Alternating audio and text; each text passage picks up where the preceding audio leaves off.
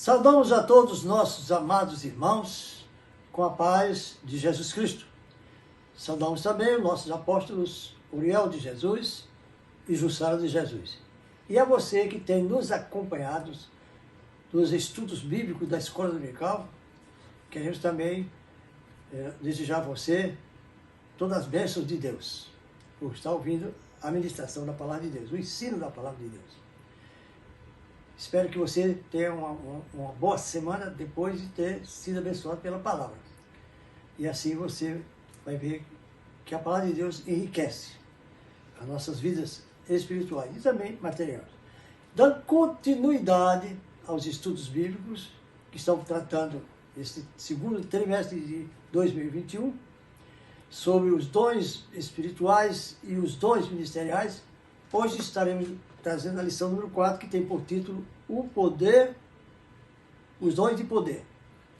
Eu vou extrair o texto bíblico da carta aos Coríntios, 1 Coríntios 12, 4, pois 9 ao 11, que diz assim, 4.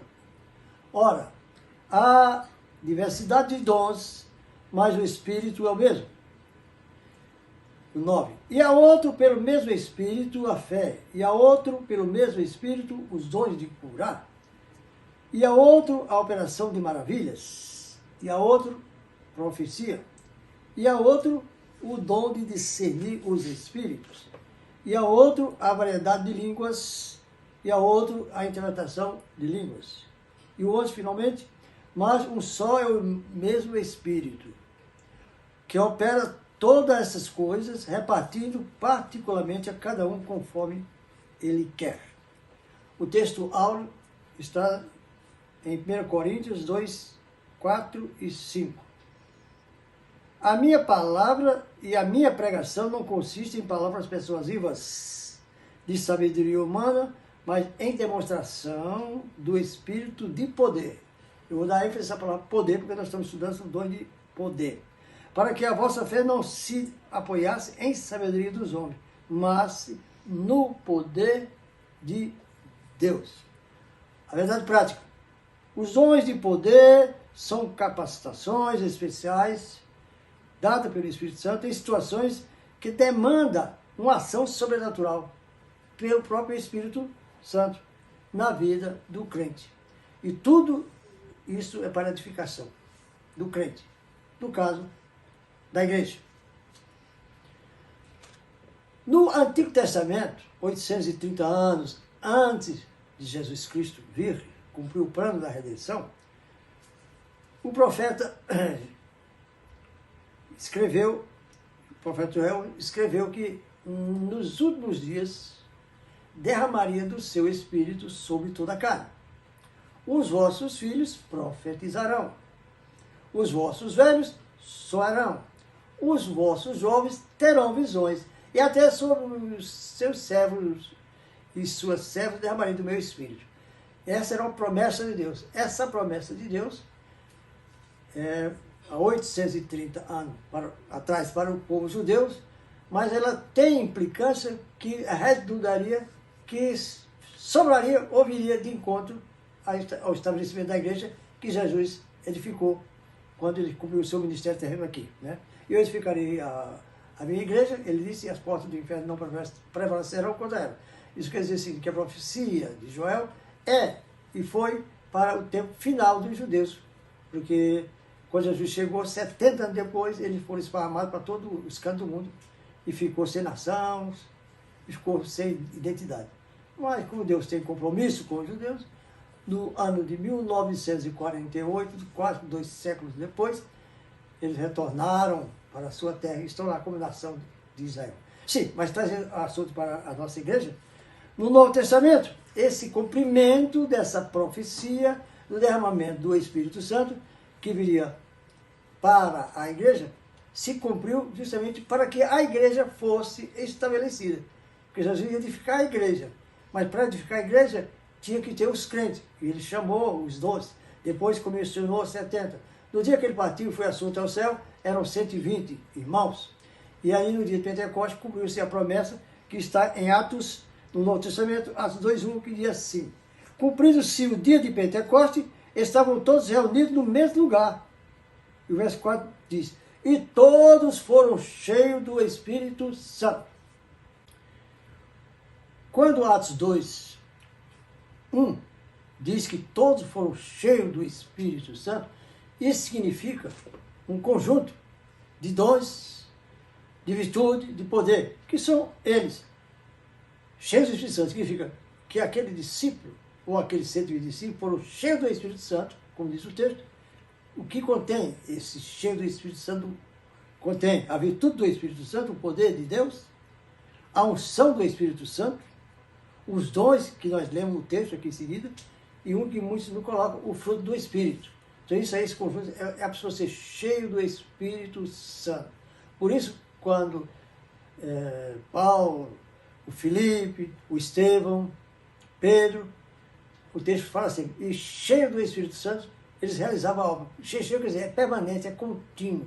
Já os dons é específico, é periódico, é para um dado momento, não é aquilo que transporta continuamente. É em ocasiões em que o Deus quer agir, fazer algo, e usa os dons espirituais e as pessoas como instrumento dos dons espirituais para assim suceder a manifestação dos dons espirituais.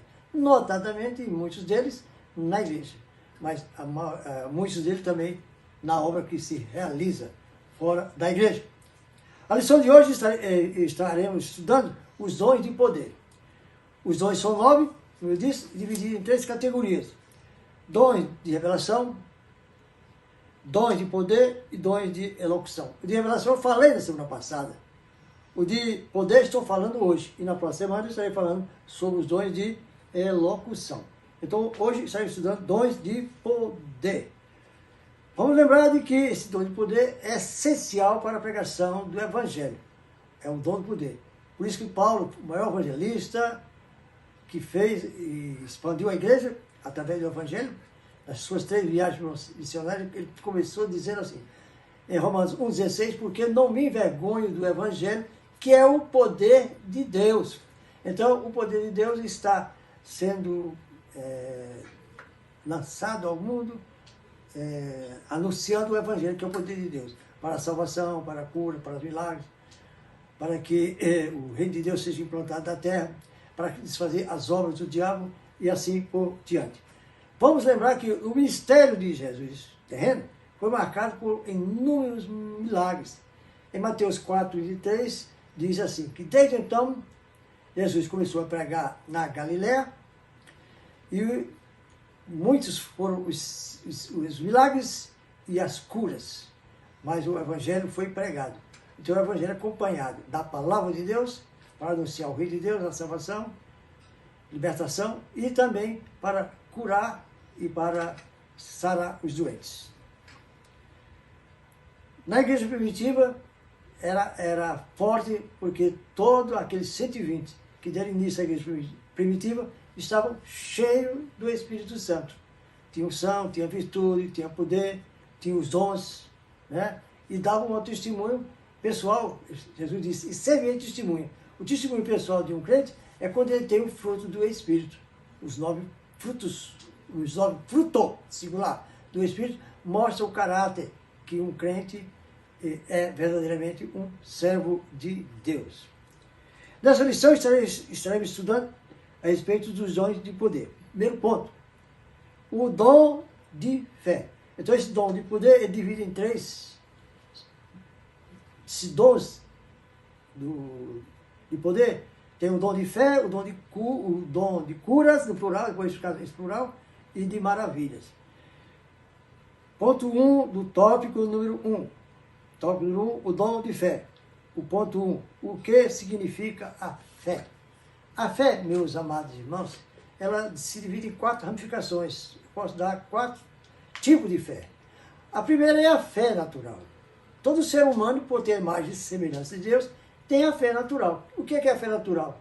É a fé em que você acredita em algo. Por exemplo, você vai tomar um avião daqui para o Brasil, você tem fé que ele vai chegar lá. Você não tiver fé, você não embarca, né? Você tem fé que você vai realizar uma viagem, que você vai fazer um negócio, que você, enfim, tem uma atividade, fazer uma atividade, você tem fé que aquilo vai acontecer do jeito que você imagina e pensa. Isso é fé natural. Mas será que é fé natural? Isso tem todos os homens. Mas tem outros 3 tipos de fé, além da natural. Vamos ver aqui então. Depois dessa fé natural, nós vamos ver a fé em Deus.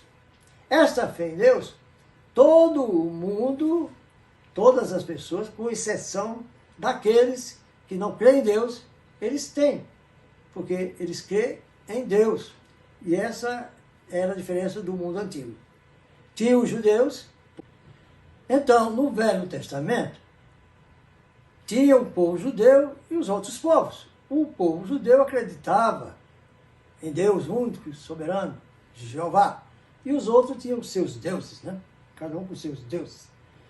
E esse dom de fé do povo judeu, que acreditava em Deus, Jeová, é aquele dom em que ele esperava que esse Deus, e como ele fez, pudesse realmente realizar tudo o que ele tinha necessidade através do seu poder.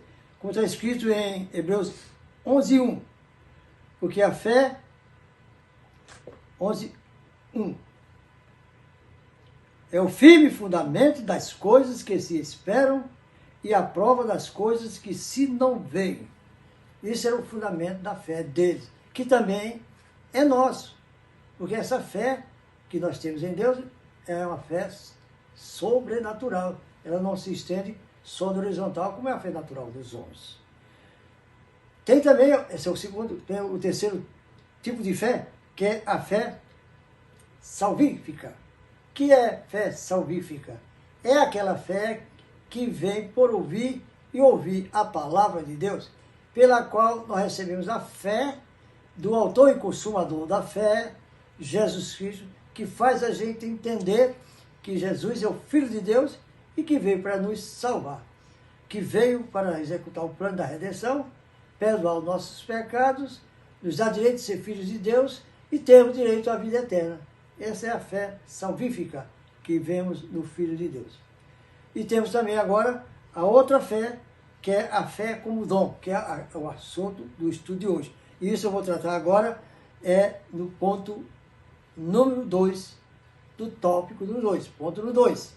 A fé como dom. A fé como dom, ela é dada pelo Espírito Santo e é uma fé sobrenatural, porque é do Espírito Santo de Deus.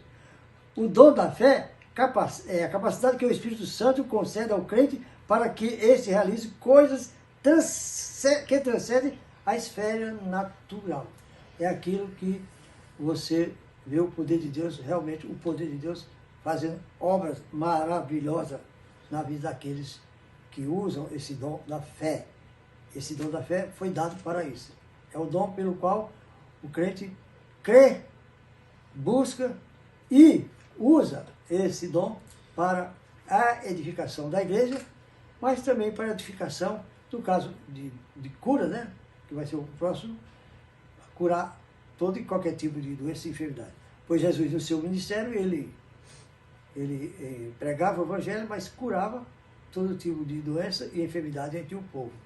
E não foi diferente com os 12 discípulos, quando a igreja continuou a expandir na face da terra.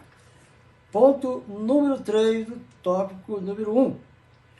Exemplos bíblicos do dom da fé. Vamos ver esses exemplos bíblicos, porque nós vamos entender como aconteceu no início da igreja primitiva, como deve acontecer com a igreja nos dias atuais. Pois a igreja primitiva é um protótipo da igreja atual. A igreja atual tem que exercer e realizar aquelas mesmas maravilhas, milagres, aquele mesmo poder, né, de evangelizar, de expulsar demônios, de curar os enfermos, de fazer sinais, prodígios e maravilha. Pois o ministério de Jesus foi completo. Se o ministério de Jesus foi completo, ele nos deu a continuidade do seu ministério.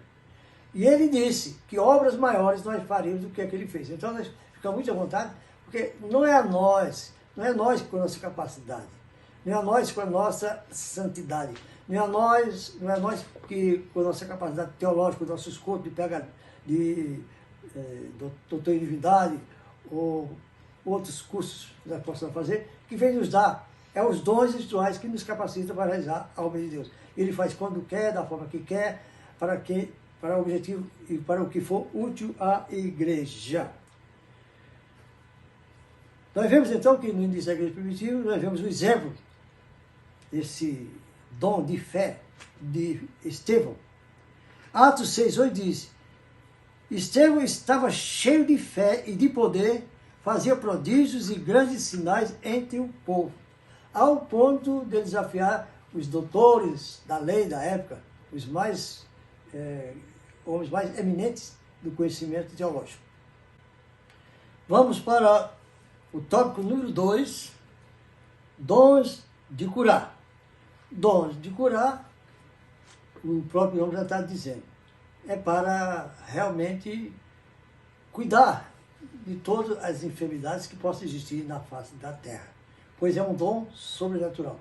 Enquanto a medicina não dá jeito a determinadas doenças ou enfermidades, nós apelamos, porque cremos para Deus, e que tem esses dons pode plenamente exercitar e ver muitas pessoas serem curadas. E alguém podia perguntar, por que eles são curados todos? Porque eu já disse anteriormente que Deus faz quando quer, da forma que lhe apraz.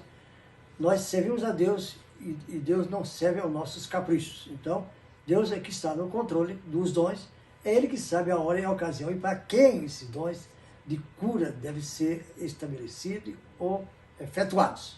Por isso, não podemos questionar Deus. O que devemos é crer que os dons de cura, Deus opera. E temos visto no decorrer da história da igreja, nos nossos dias, do meu ministério, temos visto isso acontecer, inclusive no meu próprio.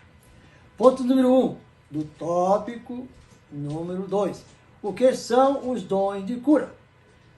Os dons de cura são recursos de caráter sobrenatural, é divino, vem do alto, vem de Deus, para atuar na cura de qualquer tipo de doença ou enfermidade.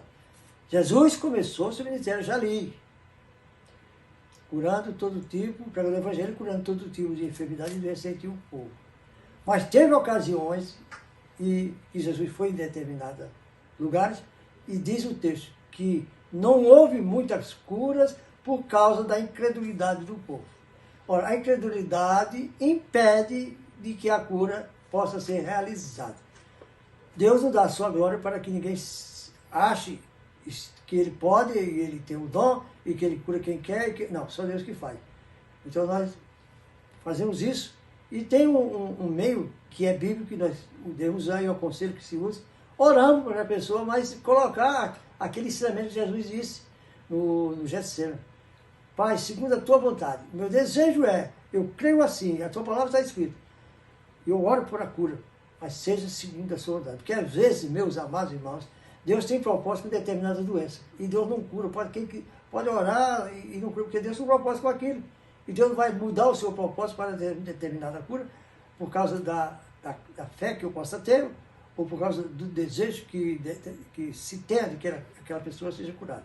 Então, tudo é nos desígnios divinos e no propósito que Deus tem com determinadas curas também. Deus é quem cura, Ele que concede os dons, a sua vontade é a que prevalece. Ela pode ser momentânea, ela pode demorar, né? Lázaro estava morto e a Maria e Marta queriam que Jesus viesse imediatamente. Ele esperou exatamente 4 dias, porque ele tinha algo para realizar, um propósito. Ele deixou que até ele morresse para depois ressuscitar. E ressuscitar é para os nossos dias de hoje. Deus pode fazer e repetir, porque Jesus nos deu poder para isso. O Senhor é quem sabe, desde o Velho Testamento, Jeová Rafa. Os judeus, o povo de Deus acreditava que ele é o curador. Isaías disse que pelas suas pisaduras, em Isaías 53, somos sarados. E nós cremos nisso quando estamos pregando isso. E Jesus disse, na sua ordenança do Ide, em Marcos 16, 17, e esses sinais seguirão os que crerem. Em meu nome expulsarão demônio, se beberem alguma coisa mortífera não vos farão mal, e por as mãos dos enfermos serão sarados. Está escrito. É um dos textos que mais os pregadores, os ministros, os obreiros usam. Mas nem todas as vezes nós temos visto o milagre acontecer. Mas temos visto o milagre acontecer. Aleluia? Por isso, meus amados. Vamos então para o ponto número 2 do nosso tópico número 2. A redenção e as curas. A redenção e as curas. Tanto um como o outro diz respeito a curas do corpo, a cura da pessoa. O da redenção, o que cura é essa? Que poder é esse, dessa cura? É que o nosso corpo frágil, por causa do pecado, foi sentenciado que morreria. No dia que comer de espadão, certamente morrerá. Ninguém escapa dessa cura, nem os faraós do Egito, embalsamando por 2 mil anos, 3 mil anos, 4 mil anos, as múmias estão lá. Eles estão esperando um dia aquelas múmias voltarem a ter vida. Nunca, jamais. Porque eles não conhecem os dons de Deus e nem a vida espiritual. Essa redenção que trata a Bíblia é com relação ao nosso corpo, sim, mas o nosso corpo, não o mortal, ao nosso corpo espiritual, porque esse corpo já está sentenciado e vai morrer, e vai se desfazer. Mas nós vamos receber em troca disso um corpo espiritual, semelhante ao de Jesus, e iremos ao encontro dele quando ele voltar aos ares. E com esse corpo glorioso, o meu espírito e minha alma voltam novamente a ter a forma original, corpo, alma e espírito. O corpo glorioso vai estar com Cristo e vai estar na dimensão de morar e poder viver no céu. Por isso, é muito importante. Agora, fazendo a relação com a cura do corpo natural, isso sim, porque se Jesus curou Lázaro no 4º dia, o corpo já estava putreficado, já estava se desfazendo, e Jesus orou ao Pai e mandou Lázaro sair. Essa cura de ressurreição foi repetida também por Pedro, e foi repetida por Paulo, e nós sabemos dos dias atuais da igreja moderna que também há ressurreição de mortos. Não tem sido em grande escala, porque a fé do povo aqui está pouca para isso. E o obreiro dedicado na busca dos dons está deixando a desejar. Deus deixou, em contrapartida, que a ciência se multiplicasse. Daniel 12, 4, e a ciência se multiplicará. Para quê? A medicina avançasse e pudesse trazer, mesmo que não sejam crentes, porque estamos diante da pandemia, desse vírus, mas quem está trazendo a solução da cura não são crentes. São pessoas até ímpias e até pessoas que nem creem em Deus.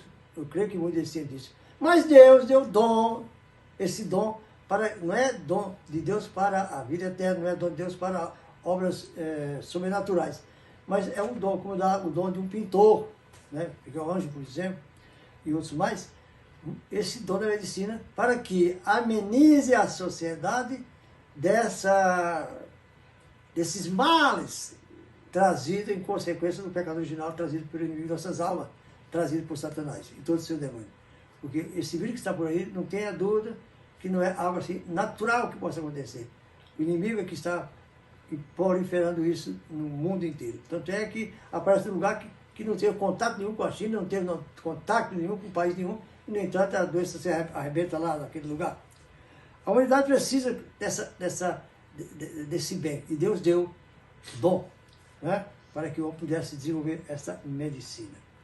Os dons de cura estão no plural, dons de cura, para que cada pessoa que fosse usada por Deus, cada instrumento usado na mão de Deus, cada obreiro, cada pastor que tem esses dons, os dons de cura, ele não pudesse trazer para si o privilégio de dizer Deus me usa, me dou e eu curo todo tipo que é doença, do tipo que é enfermidade. Não.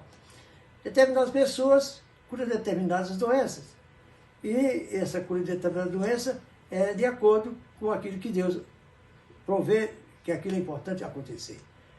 No caso de Filipe, por exemplo, o dom dele era, em Samaria foi lindo, ele foi lá para poder usar um dom muito específico, para curar coxos, enfermos, aleijados, e a cidade de Lula foi impactada. Eu sei uma coisa, é que nesse tempo do fim, muitos dons e mais dons de curas vão se engrandecer, vão se alastrar na face da terra, porque Deus tem com isso um propósito, para que todos reconheçam o Deus da cura. Né? o Deus da cura. Ponto número 3, estamos chegando ao fim. O dom, aliás, o tópico número 3, desculpa, o dom de operações de maravilhas. E o ponto 1, o dom de operação de maravilhas, repete o mesmo nome, o mesmo título. O dom de operações de maravilha altera a ordem natural das coisas consideradas impossíveis e impensáveis. Coisas que você não imagina que pudesse acontecer, como foi da ressurreição de Lázaro, né? Jamais, até no dia de hoje, só houve aquele milagre dessa ordem. Mas isso vai acontecer muito, e aqui eu me levanto como profeta de Deus para dizer que muitos milagres semelhantes ao de Lázaro vão acontecer, de pessoas que já morreram, que estão já com seu corpo purificado. Como é que eu asseguro isso? Como é que eu afirmo isso? Ora, então eu vou dizer que Jesus mentiu quando disse que obras maiores do que aquele fez nas paredes. Então eu creio. Se eu não fizer, mas eu vou ver alguém que faça. E vai ter esse dom para isso. Ora, se a Bíblia diz que tudo é possível ao que crê, se a Bíblia diz que Jesus fez obras grandiosas e ele mesmo disse que nós faríamos maiores, se o apóstolo Paulo mandou que nós fôssemos imitadores dele como ele foi de Cristo, então nós temos que crer e fazer com que isso seja a realidade para o nosso ministério. Veja que eu estou dizendo agora do ponto número 2, do tópico número 3, exemplos bíblicos que aconteceu no ministério de Jesus, que vai se repetir nos nossos ministérios nesse tempo do fim. Pois o Espírito Santo foi derramado, como eu já falei no início, com essas 5 classes de poder, de virtude, de unção, de dons e de fruto do Espírito. Para quê? Para que nós pudéssemos produzir isto para o reino de Deus. O poder de Deus é lançado sobre os nossos ombros, sobre a nossa vida, para nós assim fazermos e realizar tais obras. O dom de operação na maravilha, na natureza. Esse dom de maravilha na natureza. Vamos ver o exemplo. Jesus repreendeu o vento e o mar. Isso é natureza. Estava lá com os seus discípulos, estava ensinando. Ele ensinava e estava na prática, para que eles pudessem aprender e realizar. E o que aconteceu? Imediatamente ele repreendeu, o vento parou, o mar se acalmou e fez bonança. Vamos mais. A pesca maravilhosa. Haviam pescado a noite inteira. Experiência, muitos anos. E deu a sua palavra. Não tem. Nós já estamos acostumados, não tem. Lança a rede deste lado. Lançaram e veio multidão de peixes que rasgaram a rede. Sobre a natureza. Jesus deixou esses milagres para assim acontecer. A transformação para início, como sinal do seu ministério, transformou a água em vinho. Outra coisa que eu achei lindo é a multiplicação dos pães e 2 peixes. Como isso pode acontecer? Interessante que aconteceu na mão dos discípulos. Pode notar que ele disse, servi vós mesmos. Então, isso é para provar que nós, ele fez isso com seus discípulos, que nós é que temos que realizar. Servir vós mesmos. Jesus não foi servir o pão. Quando eles sentaram, os grupos, e mandou eles servir. Com 5 pães e 2 peixinhos servirem. E o fato é que eles foram com seus cestos, e à medida que tiravam, aparecia 5.000 pessoas. Foram as mulheres e as crianças. Um número razoável, talvez de 10.000 pessoas. E somaram ainda 12 cestos. O Pai Celestial deu dons à igreja a fim de que atue no mundo moderno com poder e graça. Nós estamos no mundo moderno. Esse mundo moderno é para que isso possa acontecer. Porque, meus amados, se nós temos virtude do Espírito Santo, se nós temos o poder de Deus, se nós temos os dons do Espírito, o dom de cura, se nós temos a unção, nós fazemos a obra. Preste atenção. Jesus, quando foi começar o seu ministério, Jesus era homem. Ele tinha sido destituído de todo o seu poder. Ele deixou tudo isso no céu. Ele veio como homem, nasceu da Virgem Maria. E Jesus realizou obras, mas através do poder do Espírito Santo. Ele disse assim, em Lucas 4:18, ele disse, de onde veio esse poder para ele realizar essa obra. Lucas 4,18, eu vou ler porque está escrito e pega melhor. Diz assim: o Espírito do Senhor é sobre mim, Jesus dizendo, para começar o seu ministério, pois me ungiu para evangelizar os pobres. Sim, o Evangelho é a principal missão da igreja, é a principal missão do salvo, é a obediência à ordenança de Cristo. Pois me enviou para curar os quebrantados de coração. Por que quebrantado de coração? Porque nem todos aceitam o Evangelho, então os quebrantados aceitam e os outros rejeitam, mas estão rejeitando a vida eterna. A pregar a liberdade aos cativos. O que é cativo? É o que mais tem. Hoje a humanidade é cativa de Satanás e de seu demônio. Todo mundo, a juventude, principalmente os adolescentes, todo mundo está com o seu joguinho e está com o seu celular. Passa um tempo desse aconteceu aqui, o rapaz vai andando com o seu celular, o trem vem e pegou o rapaz. Quer dizer, estão tão enfiados com essas máquinas aí modernas que esquecem que existe até o mundo, quanto mais Deus. A pregar a liberdade dos cativos, dar vista aos cegos, pôr liberdade aos oprimidos, anunciar o ano aceitável do Senhor. Então esse foi o ministério. Ele diz, o Espírito do Senhor está sobre mim. Meus irmãos, o dom de curar é de Deus, Ele que dá a quem Ele achar através dos dons. Quem opera os sinais e as maravilhas é o Senhor, não é um homem. Toda ação decorre dos dons que Deus dá para o homem, executar naquele momento, naquela situação, com aquele propósito. É para Deus. Ele não é uma coisa que o homem usa quando ele, a seu bel prazer e para trazer algo que possa lhe dar algum reconhecimento. Não, não. Tá certo? Nós somos apenas um bisturi nas mãos de Deus. O bisturi é usado pelo médico, mas é o médico que determina tudo. O bisturi só serve para executar o que o médico vai realizar. Qual é a diferença do dom de fé e o dom de operação de milagre? O dom de fé não é instantâneo. O dom de fé não é instantâneo. Já o dom de milagre é imediato. O cego de Jericó, o milagre do cego de Jericó. O que tu queres que eu faça? Que eu veja, Jesus. Seja conforme a tua fé. Né? Então, tem essa diferenciação, porque uns acontecem imediato e outros acontecem depois. Jesus, quando amaldiçoou a figueira, voltando de Jerusalém para Betânia, aliás, vindo de Betânia para Jerusalém, ele passou por uma figueira, ou melhor, de Jerusalém para Betânia, repito. Ele amaldiçoou a figueira porque não encontrou fruto nela. No dia seguinte, quando eles levantaram e vieram para Jerusalém, os discípulos olharam para a figueira e estava seca. Então, o que aconteceu depois. Isso é a diferença. Conclusão da nossa mensagem de hoje. A fé sobrenatural é essencial para todos os crentes e a igreja. Porque nós cremos que tudo é possível. Nós cremos que o poder de Deus aperfeiçoa a nossa fraqueza. Nós cremos que tudo podemos quando cremos em Deus e queremos ser instrumento nas suas mãos.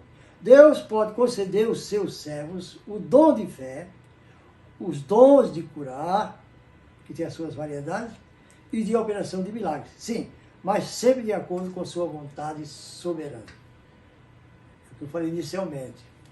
Vou orar, mas você vai concordar comigo numa coisa.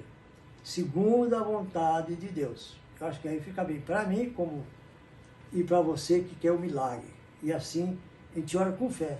E tem visto Deus realizar. Mas também tem visto Deus não atender. Né? Há pessoa que se usa essas dádivas divinas, muitas vezes, para ostentar que como se ele fosse possuidor de alguma coisa. Não somos possuidor de nada. Tudo provém de Deus e é para a sua glória. Espero que você tenha realmente aprendido. Espero que você possa agora junto comigo orar e que seja abençoado. E que essa palavra fique armazenada em seu coração, para que você possa também estar ensinando, pregando a esse respeito, através da Bíblia. Não através do estudo que fizemos, mas através da Bíblia. O estudo é para esclarecer pontos. Oremos então, esperamos vê-lo na próxima semana, se assim Deus permitir. Essa é a minha vontade. Bendito Deus e eterno Pai, curvo minha cabeça e com minhas mãos postas, elevo o meu pensamento ao trono da tua graça e te agradeço por esta aula, por essa lição preciosa, por tudo quanto o teu Espírito nos tem revelado, pelos textos que lemos, por aquilo que proferimos segundo o teu Espírito. E que todos sejam abençoados.